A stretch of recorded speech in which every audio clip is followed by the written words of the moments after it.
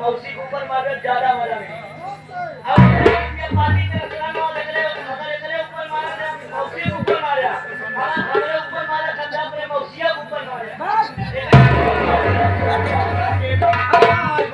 ए मेरा गाड़ी की बदमाश सारा पानी हाँ फिर वही छाया हुआ नाम सचिन डेकोरेशन।